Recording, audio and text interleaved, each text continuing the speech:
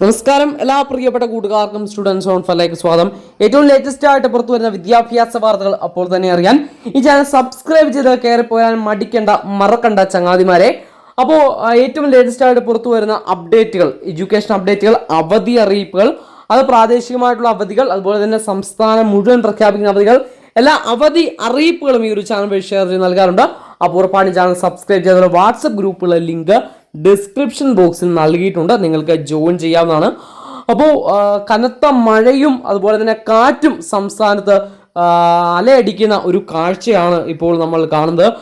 എൻ്റെ വീടിനടുത്തും പ്രദേശത്തും ഒക്കെ കനത്ത കാറ്റാണ് കഴിഞ്ഞ മണിക്കൂറുകളുണ്ടായത്. അപ്പോൾ ഈ വീഡിയോയിൽ നമ്മൾ എത്തിയിരിക്കുന്നത് പ്രധാനപ്പെട്ട ഓണപ്പരീക്ഷയ്ക്ക് ശേഷമുള്ള അവധിയുടെ അപ്ഡേറ്റ് ഷെയർ ചെയ്യാനാണ്.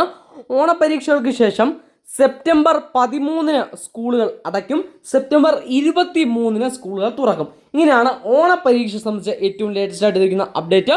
ഈ ഒരു അപ്ഡേറ്റ് അറിയാത്തവരിലേക്ക് ഷെയർ ചെയ്യാം.